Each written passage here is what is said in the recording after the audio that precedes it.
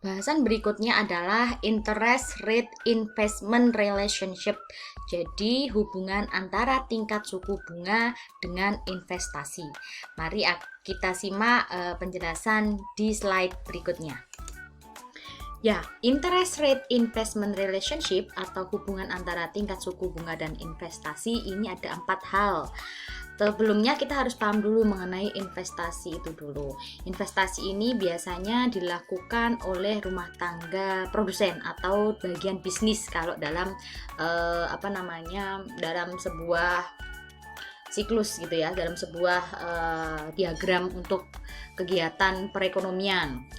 Jadi investasi ini biasanya terdiri dari pengeluaran ketika dalam bisnis tadi adalah membangun pabrik baru, terus ada peralatan barang-barang modal, terus ada mesin, terus ada barang-barang inventaris dan juga pembangunan. Biasanya itu nanti mengenai investasi ini nanti dibuat untuk melakukan yang namanya ekspansi perusahaan.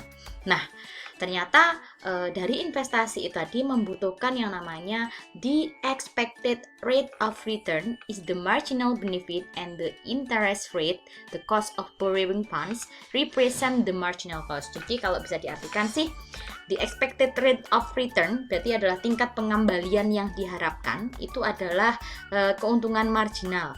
Dan tingkat suku bunga itu adalah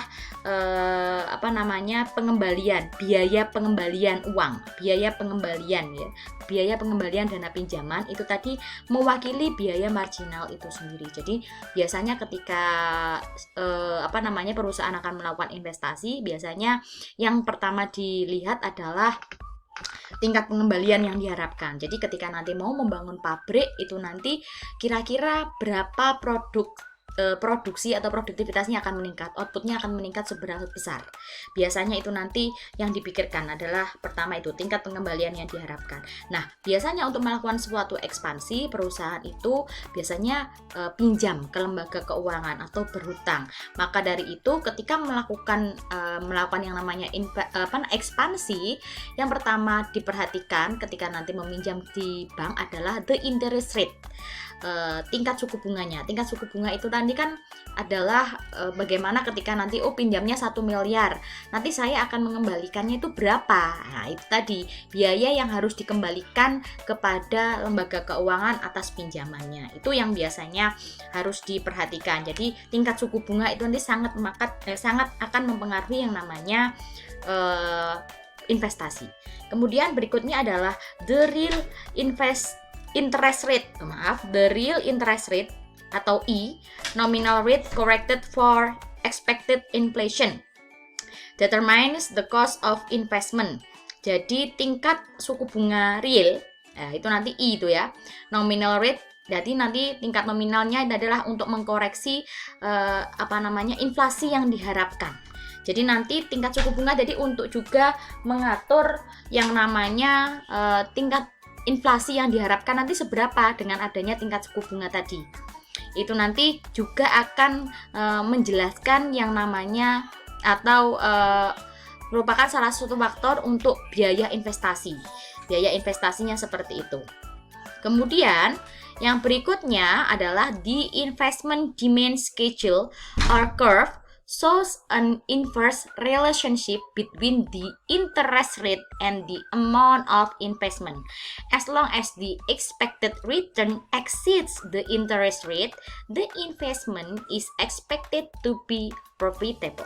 Nah, jadi yang namanya kurva permintaan investasi itu nanti biasanya menunjukkan hubungan inverse relationship, jadi menunjukkan hubungan terbalik antara tingkat suku bunga dengan jumlah yang akan diinvestasikan.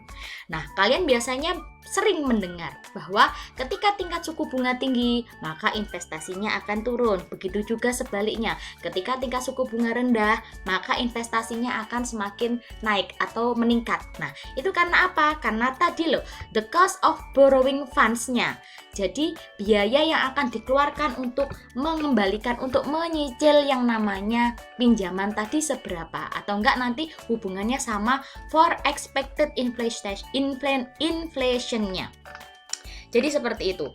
Jadi ketika nanti pengembalian yang diharapkan tadi bisa melebihi tingkat bunga, dalam arti ketika produktivitasnya, ketika outputnya bisa melebihi dari tingkat suku bunga. Misalkan nanti saya pinjam 1 miliar, ekspektasi saya nanti akan mendapatkan keuntungan kembali sebesar 5 miliar dengan tingkat suku bunganya misalkan adalah 1%, seperti itu. 1% yang 1 miliar berapa?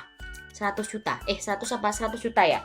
Nah seperti itu. Jadi ketika tingkat suku bunganya itu nanti lebih rendah daripada yang pengembalian yang diharapkan, maka investasi tersebut diharapkan akan menguntungkan. Itu adalah hubungan antara tingkat suku bunga dengan yang namanya investasi. Begitu ya, sangat penting sekali.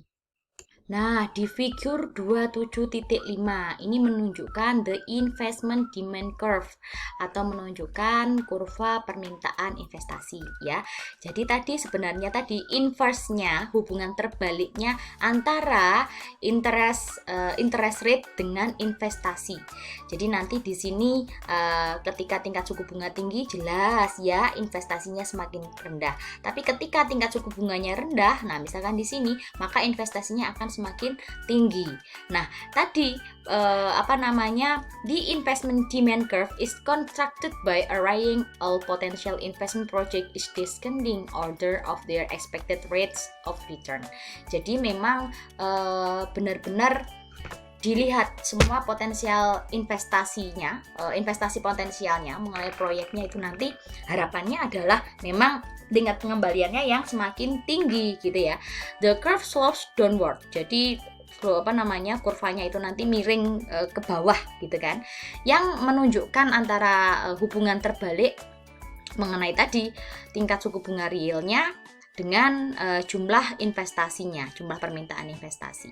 Nah, real interest rate tadi adalah the financial price of each dollar of investing. Jadi tadi memang benar-benar tingkat suku bunga itu nanti sangat berpengaruh dengan yang namanya investasi. Kurva permintaan investasi.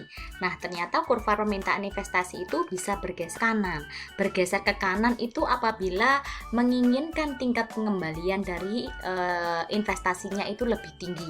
Tapi kalau bergeser ke kiri berarti itu rasanya tidak ingin dilakukan ketika bisnis sedang berjalan. Ternyata ada beberapa hal yang juga bisa menyebabkan pergeseran kurva tadi, changes in expected result because jadi ini ya, perubahan tingkat pengembalian tadi hasilnya tadi disebabkan oleh beberapa hal seperti ada akuisisi, ada maintenance, perbaikan, terus ada operating cost of capital goods may change, jadi ada perubahan dari tingkat modalnya, higher cost lower the expected return. Jadi biaya yang sangat tinggi itu nanti akan menurunkan tingkat pengembalian investasinya. Kemudian ketika tingkat ini business taxes may change. Jadi ketika biaya pajak bisnis tadi itu nanti meningkat, otomatis juga akan menurunkan expected return-nya, pengembaliannya. Teknologi ini juga bisa merubah. Kalau teknologinya tadi itu biasanya merubahnya itu adalah lebih bagus biasanya. Lebih bagusnya kenapa? Karena dengan adanya teknologi itu nanti bisa lower cost. Kalau lower cost sudah pasti itu nanti bisa meningkatkan expected return-nya. Jadi memang sekarang ini kan makanya dengan adanya teknologi itu nanti inginnya adalah untuk meningkatkan produktivitas.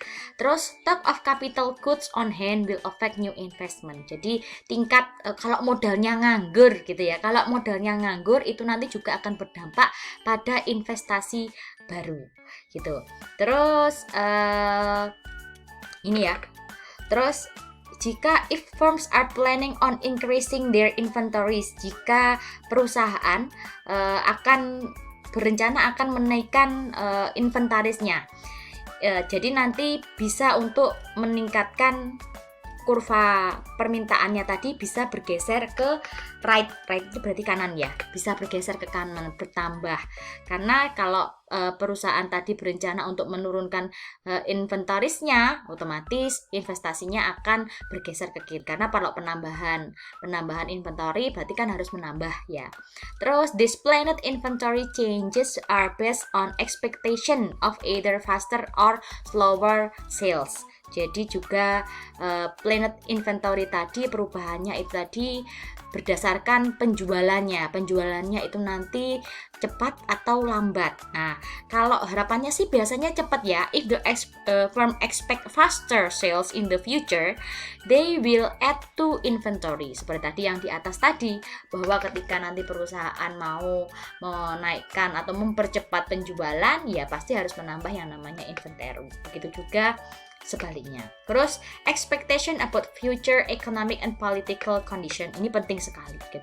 Karena memang karena kita sudah menganut perdagangan bebas gitu ya, itu nanti akan sangat melihat bagaimana keadaan ekonomi dan politik itu nanti. Jadi makanya kadang-kadang kepala negara itu sangat berpengaruh bagaimana investor asing pun juga akan melihat mau investasi atau tidak, biasanya dilihat dari kepala negaranya. Seperti ya. Nah, ini seperti yang saya sebutkan tadi ya, perubahan atau bergesernya maka akan gesernya ke kanan, kalau investasinya menurun maka gesernya akan ke kiri. Itu jelas sekali ini ya, perubahannya, pergeseran. Instability of investment ini adalah mengenai ketidakstabilan mengenai investasi. Karena apa kok dibilang tidak stabil? Karena tawaran yang tidak stabil tadi banyak hal yang mempengaruhinya, ada 4 itu tadi ya. Dan investasi ini lebih tidak stabil daripada PDB atau Gross Domestic Product. Nah, ada beberapa yang mempengaruhi mengenai ketidakstabilan dari investasi ini, yaitu variability of expectation. Jadi harapan akan kondisi bisnis masa depan dengan mudah itu pasti akan cepat berubah gitu ya. Jadi banyak sekali mengenai perubahan-perubahan di masa mendatang. Jadi kadang-kadang kita tidak bisa menduga-duga gitu. Terus yang kedua adalah mengenai durability atau barang modal tahan lama. Jadi nanti mengenai durability, kalau investasi bisa untuk menambah inventory atau barang-barang modal dan lain-lainnya itu ya. Pembelanjaan nanti bisa ditunda atau tidak. Nanti jadi perusahaan pun juga dapat memilih untuk mengganti atau memperbaiki saja. Jadi bisa beli baru atau bisa fixed atau bisa diperbaiki peralatan dan bangunannya, sehingga tidak bisa diprediksi begitu. Kemudian irregularity of innovation. Inovasi yang terjadi secara tidak teratur gitu. Jadi ketika ada produk-produk baru gitu ya, produk-produk baru itu bisa menjadi stimulus investasi dan menciptakan gelombang pengeluaran investasi pada waktunya surut. Kalau kita tahu sekarang ini ya, barang-barang yang ada di pasar itu kan cenderung invention, cenderung banyak mengandung yang namanya inovasi. Nah, ternyata itu juga bisa pasang dan juga bisa surut, sama saja ya. Kemudian variability of profits. Keuntungan mempengaruhi baik itu nanti insentif ataupun kemampuan berinvestasi. Jadi keuntungan itu pun juga sangat bervariasi dari tahun ke tahun, dan itu juga berkontribusi pada ketidakstabilan pengeluaran investasi. Untuk bahasan materi berikutnya kita akan beralih ke video yang ketiga. Oke, jangan kemana-mana, tetap nanti dilanjutkan ke video berikutnya. Kalau ngantuk silakan minum kopi, kalau bosen silakan makan cemilan dan bisa istirahat dulu. Oke?